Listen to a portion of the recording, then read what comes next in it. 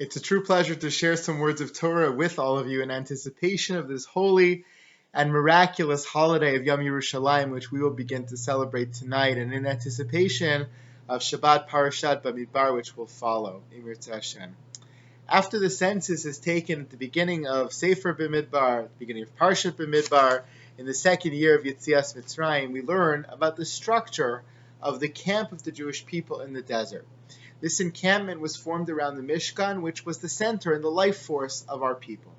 The Mishkan was surrounded by the tribe of Levi, people who were meant to be the spiritual exemplars, the role models for our people. And the rest of the tribes were located on the outside of those two inner circles, 3 tribes on each of the 4 sides of the Mishkan. The Torah also notes that each tribe in their encampment had a flag, and that each person had to encamp in the area of his or her tribal flag or degel around the Mishkan. As the pasuk says, "Ish al diglo beotot lebeit avotam yachanu bnei Israel." Every person al diglo beotot, every person according to his or her flag and their symbol, lebeit avotam, according to their household, their tribal lineage, yachanu bnei Israel. That's how the Jewish people would be encamped. Ish al diglo, every person next to their flag. Rashi, quoting from the Medrash, explains that each tribal flag had a unique color and symbol that was the deep representation of the traits that the tribe was known for. The color corresponded to the color of that tribe's stone on the choshen, on the breastplate of the Kohen Gadol, and the symbol portrayed the salient feature of either that tribe's historical experience or the salient feature of Yaakov's bracha to that particular tribe. As Rashi says, Kol degel iyeh ot mapat tzvua tluya bo. Every flag had to have a color and had to have a symbol on it. Tzivo shel zeh lo ketzivo shel zeh. No 2 flags were alike. No 2 colors were alike. The flag was particularly tailored to every single tribe and their salient features. It was what represented them in the encampment of the Jewish people. The Netziv further notes that from the language of the pasuk, which says not only ish al diglo, but also beotot lebeit avotam, he interprets otot not as symbols, but as letters. He says we can deduce from those words that not only did every tribe have a flag, but every household, lebeit avotam, had a flag similar to its tribal flag, with further designation and subdivision. He says, Kol beit av hayalu degel b'fnei atzmo, katan ve'otat tzura shel degel gadol mikol shevet. Every family or household had a miniature version of the flag of their tribe. Achaya kol beit av rashum alav aleph bet gimel. But every household, also in addition to the color and the symbol of their miniature flag, they had a letter written on it, aleph bet gimel, indicating which family in the tribe they were a part of. From a purely utilitarian perspective, it would seem like the flag of each tribe was meant to help people find the location of their tribe and their family around the Mishkan and delineate the territory of their encampment. Nechama Leibovitz quotes Shadal, as she often does, who says that in fact the actual meaning of the word degel denotes this practical purpose. We colloquially translate degel as flag, but in reality it means order. It means organized society. It means a particular place. Whereas, if you go back to the pasuk, ish al diglo, every person according to their order, their placement. That's what degel means. Be'otot lebeit avotam. Otot, Shadal says, not like the Netziv who says it means letters, but Shadal says it means symbol. Otot means the flag. Otot lebeit avotam means every tribe had their flag, their symbolic representation on a big mappa, on a big piece of cloth.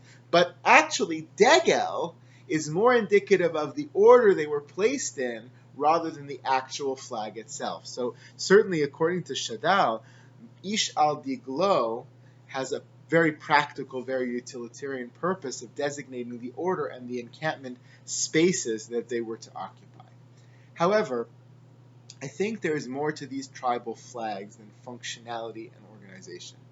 The Medrash says that the inspiration for the flags came from a scene of Matan Torah at Har Sinai. The Medrash says, "B'shah shenigla HaKadosh Baruch Hu Har Sinai yardu mochaf bet rivul shel malachim." When Hashem descended upon Har Sinai, there were 22,000 chariots, so to speak, of malachim, groups of malachim.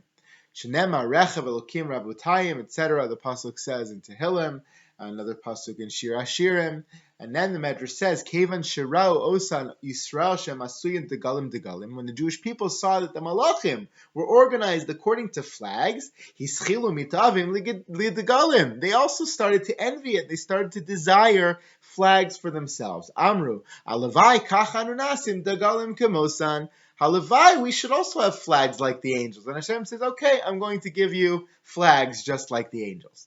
According to the later part of the Medrash, the way it continues, Bnei Yisrael saw that the angels had a tool to promote their message to the world, and they wanted the same.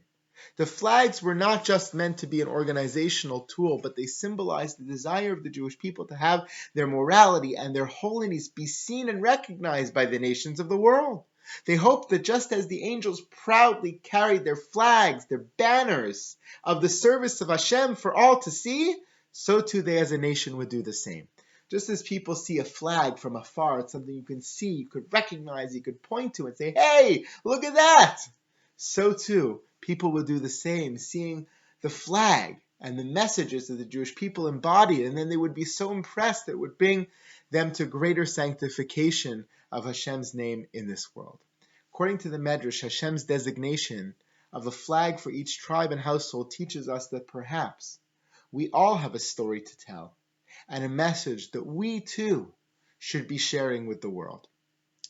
But Rav Shai Piron, former member of Knesset, Israeli politician and educator, explains that there's another equally important role that a flag can play. Kol echad tzarich shehaideal yeh nitzav mul ha'einayim. Aי-אפשר להיות מנותק מהסממנים החיצוניים המזכירים לכל אחד מהם עקרונות החיים עליהם ומתוכן אנו פועלים. The designation of a tribal flag may teach us that every person must have a reminder of their ideals, not just for the world outside to see, but for themselves to see as well. We all need to have symbols of our mission, our purpose, our identity, our history, and our story, mul ha'inayim, in front of our very eyes, so that we continue to internalize those messages and be reminded of who we are. As my teacher, Dr. David Pelkovitz, always says, every person, every family, every household, every place needs its bumper sticker. You need to know what's your driving message, your force that gives you guiding direction in life. What's your driver? What's your symbol? What's your mission?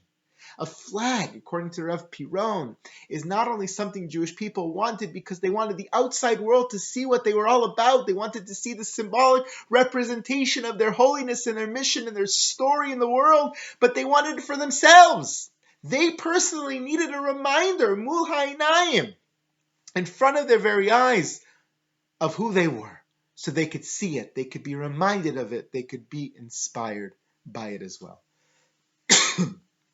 In many ways, I think Yerushalayim is that bumper sticker, that degel, that flag of the Jewish people.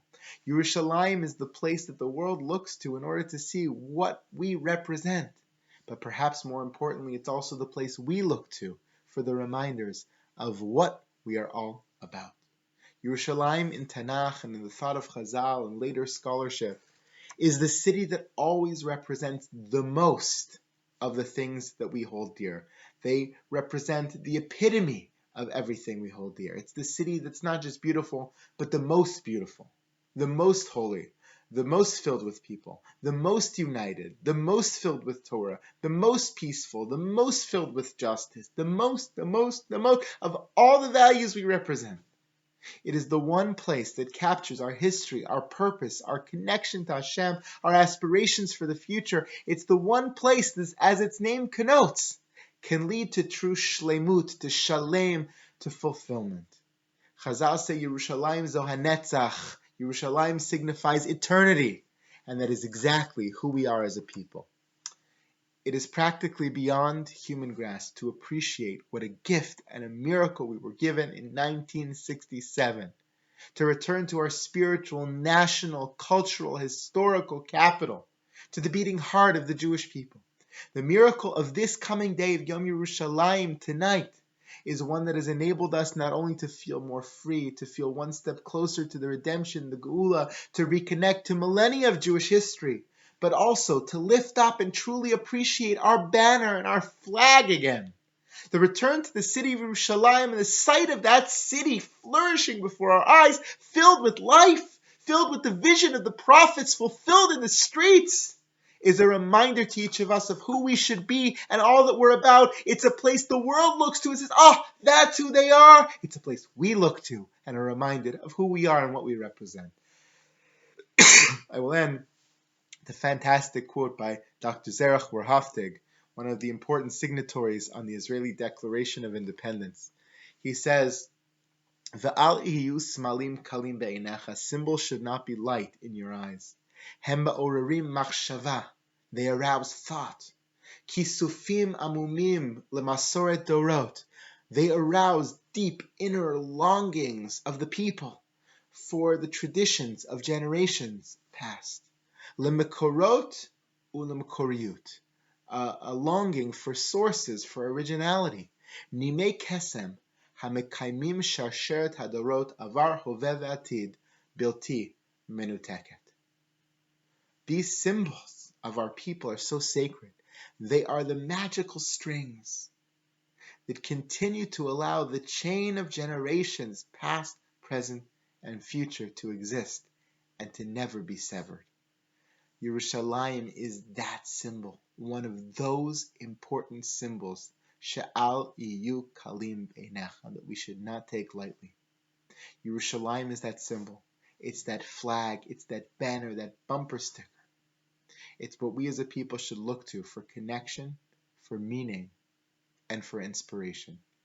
May we be zocheh to know our own personal banner and flag and bumper sticker that not only tells the world who we are, but reminds us of that as well. May we be zocheh to learn from all of what Yerushalayim exemplifies. May we be zocheh to see that place continue to grow and to flourish and to sprout beautifully in our time and be rebuilt in its entirety. And may we be zocheh to be a part of it. Yom Yerushalayim Sameach and Shabbat Shalom. May we all have a wonderful, miraculous, special, and holy couple of days. Take care.